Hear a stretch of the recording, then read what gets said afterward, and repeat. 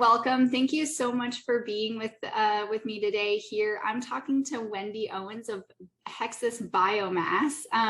Wendy, thank you so much for sitting down and having this conversation with me. You're a panelist at our Badass Women Entrepreneurs event happening at the end of the month. And I'm just so excited to get to know you a little bit better during this conversation. Yeah, thank you so much. I'm excited to answer questions and see where this all goes. Yeah, amazing. So for folks that don't know, can you give like a 30,000 foot explanation of Hexas and what you do? Sure. So we are a biomaterials company, and what we have are proprietary varieties of giant perennial grasses.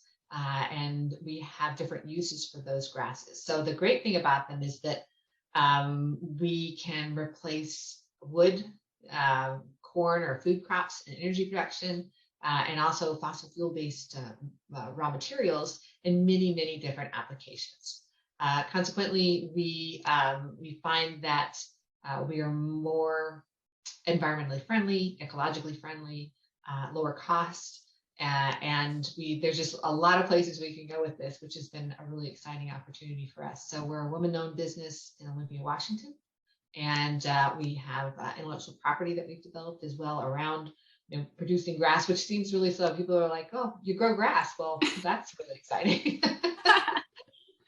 It is so exciting to learn about all the things that this grass can replace. I mean, just thinking about all the furniture that we own and things that it could become, like, it is really cool and very interesting.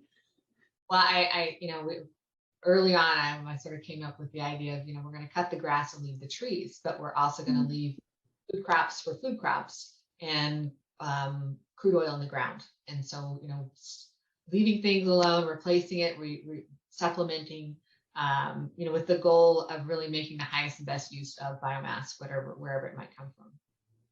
That's awesome. So when I was researching you, I was taking a look at your education history, and I kind of didn't see the link between what you studied and what you're doing now. I'd be really interested. Can you tell us about that, that story of like how you got into this work and what drew you into it? Sure. So yeah, my educational background is not a straight line to where I am now. And certainly my career isn't really a straight line to where I am now, which is, that's life for you, right? When I did my master's degree in classical studies with ancient Greek and Latin studies and the literature and history and et cetera, I thought it was an excellent foundation, honestly, now that I'm older and can look back on it, for doing what I'm doing today, because what it requires you to do is to look not only at an end product, right? You have to look at the language, you have to look at the culture, you have to look at the politics and regulatory side of things, all that was happening then, in order to really understand those cultures themselves, the mythologies and so forth. It tells you a lot about the people. Well, in the same way that as you go into a new industry where, like we were saying, we can go into a lot of different industries, you need to look at those industries from that perspective. So what are the regulatory requirements? What's important to those industries? What language do they use? Because, biomass in wood means wood, but biomass in my case means non-wood. And so I think that foundation of learning what people refer to as dead languages, and understanding how to interpret those so that we can use history as a great teacher, which is something that I do all the time. And so how I got here is, so my background is materials engineering as well. I ran for 12 years, a family materials engineering firm, and then got into biotech and try and sort of pull this together. And I came across this wild grass somebody was talking about, and I'm like, wow, that is really, wow, look at that grass. It could be something really cool. And it looks like corn and bamboo had a baby. That's what our grass is. Giant, but it gets up to 40 feet tall in 1 year. Wow. And so I came at more from a biomaterial side, but it also is an EPA approved bioenergy crop. And so I was like, oh, I guess I got to learn about bioenergy now. So so being able to learn is kind of really important in everything up to this point. And I also was in healthcare for 8 years prior to this, and doing biotechnology, gene therapy and such, which again, kind of learn on the job with those. And I really wanted to come in and it's kind of corny, but work for the earth. Yeah. That's not corny at all. I mean, you're talking to a biased audience, but not corny at all. Was there anything, any kind of like language or thing that you learned on the job that you were like, wow, I'm so glad that I had that experience in the past because it built me up so much for success here? Yeah, well, certainly Latin and Greek are the root words for so many of your scientific words, right? So much of our Yeah. science. So that was certainly very useful. I think that just understanding commerce and how that works. I was an advisor to the Secretary of Commerce and Trade Rep for 14 years as an ITAC committee, and that really helps because we're already working internationally, even as a small company. So I think that carrying forward with the biological background, the materials background, coming here, I am very thankful that even I've had failed businesses in the past in order to drive this one forward. So yeah, it's nice to have the experience sort of broadly because it pops up almost daily as to, oh gosh, yeah, I've already done that, or I've heard of that. So yeah. That's amazing. And kind of looking back at that experience, was there a mentor that you've had that, official or unofficial, that has impacted your career path? There have been. I mean, there's been some professors, a few teachers, but most recently, I have a mentor, and he's phenomenal, Rajan Cassetti, that I actually met through Cascade Clean Tech Accelerator when I did that back in 2019.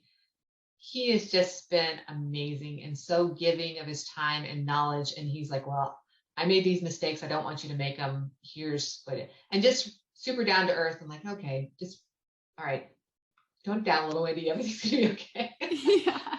And that's been very important to me. And then I have other people who I have been so extremely fortunate in this business.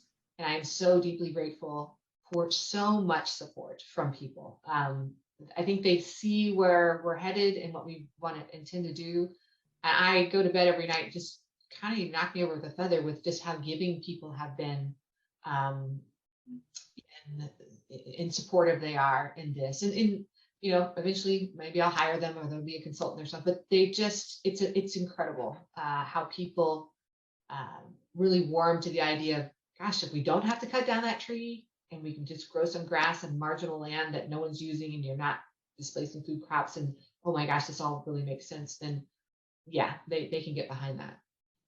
That's awesome. I mean, so it sounds like you have a pretty good like network and support base supporting you as you grow this company.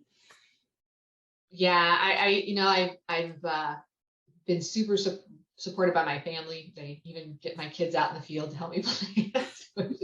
They're like, oh, grumble. But they've been great. My husband's been wonderful. And yeah, I really developed some great relationships with people. And honestly, the accelerators have been really important. So the Cascade Clean Tech, you guys, and Virtual Lab being super supportive.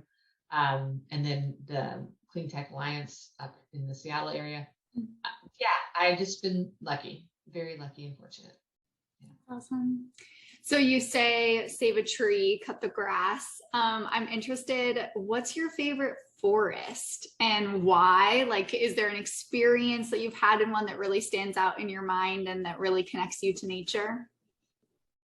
Well, that's a really good question. It's a hard question to respond to because I've traveled all over the world and been to forests all over the world, and they're so beautifully unique. I used to lead mountaineering trips, and then I did hiking canoeing trips up in Maine, and so that's special to me for specific reasons. I grew up on the East Coast, so we had more deciduous trees, but there's really nothing like Pacific Northwest, the North Cascades, and the Olympics. They're pretty spectacular, and there's no forest really in Australia, but it's pretty beautiful there too in terms of the environment. So, and I one day hope to get down to the Amazon and into many different forests, and with the work we're going to be doing in Indonesia, getting over there as well, being more of the tropical forests, which I haven't had as much experience with. I think though that's where I think I'm happiest is actually outside in those trees. So yeah, definitely. I can definitely relate to that. I know a lot of people can. Is there a favorite place that you've traveled for work or for pleasure that really stands out? Maybe you want to go back there or settle down there eventually someday? We moved here from the East Coast about 10 years ago, and people ask me, where are you going to go next? And I said, I want to go anywhere else next. I'm good. The Pacific Northwest is kind of got everything that I want to do. I want to go back to Hawaii. I'd like to do that. I would like to go more to some of the places in Europe as well, Alps and things like that. But the nice thing is that we're already doing work in Europe. We're doing work in Southeast Asia, and I get to see these. Yeah. I guess it's different because it's not just going to the business centers, but I get to go on farms, and meet people and see how they raise their animals and be out in their fields and with the bugs and the birds and the all that kind of stuff, which I am perfectly happy with, and that makes me happy. Yeah, that sounds like a great perk of the job. Yeah, it is. It really is. You're not in the traffic, you're not in the building all the time. You really just go out and see the countryside. So yeah, and it sounds like you have the opportunity to like really connect with those farmers or ranchers. Has there been any kind of like broad lessons that you've learned while working so intimately with folks like that? It's remarkable how entrepreneurial farmers are. They have their own ecosystem that they work in. They have their goals, and they'll always seem to be looking for the next thing that actually will improve their revenue stream and so forth. So I've learned, they've taught me what they want on how we would work with them, from insurance coverage to establishment cost to equipment use, and how they would like to be compensated. And so that's been great because they have a system, they have a system that they like to use, and we talk about their soil, we talk about their goals for not only their farm but their community, which is really important. And part of what we're doing is our Department of Energy grant is we developed a survey for farmers and stakeholders in agricultural areas to assess their knowledge of and desire to produce bioenergy crops, dedicated crops. And it's been fascinating to learn from them as to, okay, you just don't go in and you do this, but you go in and you have to add to the community. You have to meet their goals, meet their sustainability goals.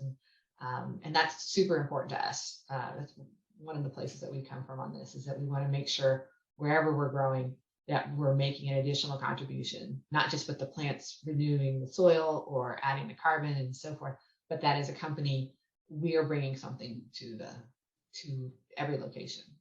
Wow, that's really powerful. And it sounds like that's something that you hold as a value as yourself. And so I'm wondering, are there other kind of personal values that you have that you're trying to embed into your company?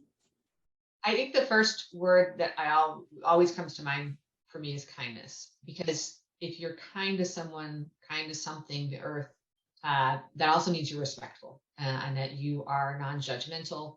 And that's what so kindness is number one. We want to do better than do no harm. So where people talk about net, we want to do better than net. So that's always a goal that I push, is that we're going to do better than just net. We're going to be carbon negative in our production. We're going to add something back to it. So with our crop, we could do 2, 3, 4, 5, 10,000 acres at a time. But I always want to make sure that we have pollination stations within those plantings. We want to make sure that we have natural plantings within those plantings, because otherwise, you really run the risk of doing harm and not providing for the local flora and fauna, and respecting the soil, because there's things in soils everywhere you don't want to take out that are really important to that ecosystem. So I think kind of sums it up, because when you start thinking about that, you start thinking about how you have to act and behave in order to meet that goal. And that's what I put into the company and what we do. That's really powerful. And I'm wondering more about the interactions with the people on the ground, the farmers, the ranchers, agriculture people, the conversations that you're having. Do you lead with climate, or do you lead with the potential revenue that comes from the product? Or I'm asking this because there's kind of a stereotype with ranchers or farmers that they don't necessarily believe in climate change or, things like that. But obviously they're seeing the changes on their landscape and with their farms. So I'm really interested in learning more about, how those conversations go with those folks. So really with anybody that we interact with, whether it's the farmers or potential customers, honestly, sustainability is important, but it's not the number one thing. The farmers really want to know how much they're going to get paid. That's They're making a livelihood. Yeah. Yeah. If they have land, they know the value of that land. They know the value of their work and their knowledge and experience, and they want to. That's number one. When we add the other benefits to that, that's wonderful. But we need to produce a low cost, high value plant-based material, and so, but we also have to compensate our farmers fairly and so forth. So we have a system that we've developed, a farm to fiber system that integrates the farmer and also how we use the land and then how we deliver our material to our customer. So those conversations, farmers can be very conservative, and one end, like there's some of them are very conservative, like, this won't work, this is not, or they can be super entrepreneurial and be like, yeah, I see that, I get it, that makes perfectly good sense. How much are you going to pay me per ton? Right. I mean, makes sense. You can't blame them for prioritizing that. Yeah. I do not in the least.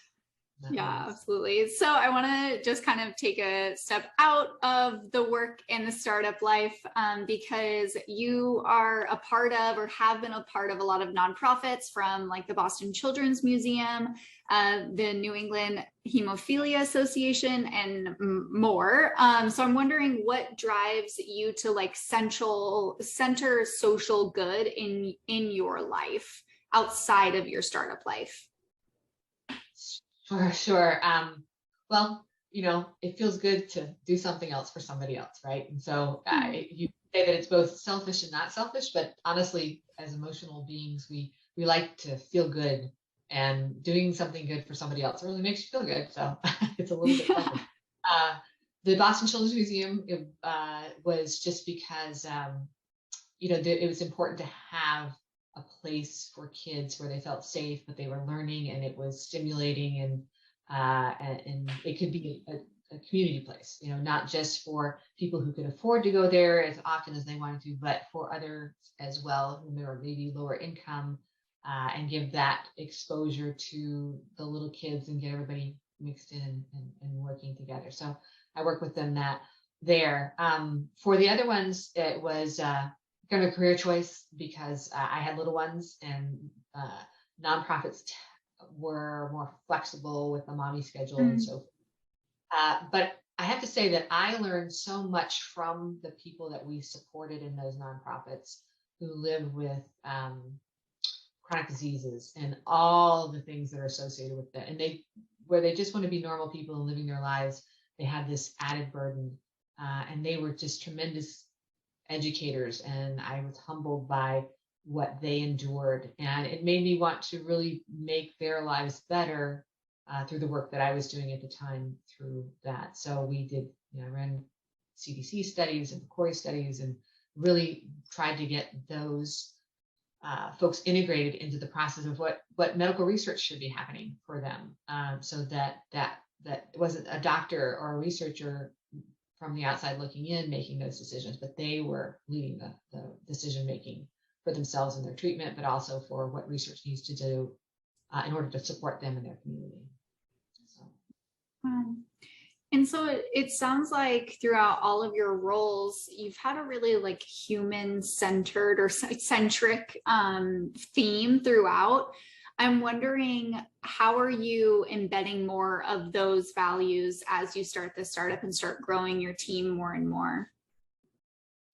Yeah. So everybody in our team has a voice, which I think is very important. Where I may have the vision, everyone else also has their own voice to their vision as they see things going forward. I think that COVID's taught us a lot about not being in the office and so forth. But for me, it's really about supporting the people that are supporting my dream. whether it's time off or whether, paternity and maternity leaves, needing time to go take care of a older loved one, what people need, and giving them the flexibility and then the support and facilitation to help them do their job. That's really where I come from on all Yeah. this. I'm a mom of 4 boys, and I Wow. don't want to I don't want to parent the employees, but they are parents, or they maybe not be parents, but if they have interests that we can support, then I want to do that, because work-life balance is just incredibly important. And as a woman who's come up over the years, uh, in being in situations early on where there wasn't that balance and there wasn't value placed on family and so forth, I don't want to do that. I'm going to do it the way I want to do it. And I think we can meet all our goals and so forth and excel because of it. So. Well, it sounds like you're building a really amazing company to work for. Hopefully that's the goal, right? Right. Well, we're just wrapping up here, and I have one final question for you. So, Badass Women Entrepreneurs, which is at the end of the month on March 30th, we're celebrating our 5th year of this event and pulling together these amazing entrepreneurs. And so, I wanted to ask kind of a fun question to you. So, say we're going to build like a metaphorical, hypothetical toolbox to keep you motivated and joyful through all of the days. So what would be 5 things that you would put in that toolbox? It could be literally anything, like songs, books, pets, anything at all. What brings you joy? What keeps you motivated? Yeah. So probably, at least a picture of my family, that, just, or a video of us doing something funny or silly, or, just even, with all boys in the house, we play a lot of sports, and even inside the house, that's why we don't have pictures hanging on some of the walls. It's just, it might fall down. So I would definitely have that. If I could put a forest in the box, I'd put a forest in the box, right? For the toolbox, Yep. just to be able to go out and recenter and so forth. I definitely put something for exercise, because I think that's critical. That the movement is so important in so many ways. I don't know what might be. Maybe just a mat to start from, or Yeah. something, right? But that's what I put in the box that inspires me. Probably a couple of the books that inspire me. Any favorites that come to mind? It's funny. It may seem sort of not in line what I've been talking about, but I really like Sun Tzu's Art of War. Yeah. I think that's a really solid thought processes, and I love The Basis of Mathematics by Alfred Whitehead. It just, the whole idea of mathematics is very exciting to me. So I'd probably put those 2 in for sure. I'd make a children's book, just to make sure you're reaching back and finding that inner child, because they can't all be serious, right? Wow, I love that. That's like a life lesson for you. Carry around your metaphorical like children's book with you everywhere you go. Right, exactly. Yeah. And I probably put a toy in there, some little something that just that brings me joy. It reminds me of my children. I have little things on my desk right now that is just, you still have to be able to play, you still have to have that touch of whimsy in your life, because it's important to just, suspend disbelief and sort of think about, the world of this, and so forth. It just, you need that. I need that personally. I still need to sort of back and to be like, oh yeah, this is fun. I like flowers. I like growing in bumblebees. These kind of simple. And I guess also then I just have pictures of the people that have been so supportive, and that I'm so grateful for. And that just motivate me, because they believe in me, and that, as entrepreneurs, sometimes you're like, ooh, do I really believe in myself? Am I really doing the right thing? And I can tell you this week, I really needed those people just to believe in me, and to say, don't worry, it's going to work out. You're doing fine. Keep going. We got your back, sort of thing. So probably the other thing I would definitely have is my emotional emotional support tool. Yeah. I mean, especially when you're an entrepreneur, you definitely need that support system behind you. And yeah, like you said, especially during weeks or days that you don't necessarily find that yourself. Well, Yeah. this was a really amazing conversation, and I really appreciated having it with you. And I'm really excited to learn more about you at Badass Women Entrepreneurs at the end of the month. You too. Thank you, Cassie. I appreciate your time. Thank you so much.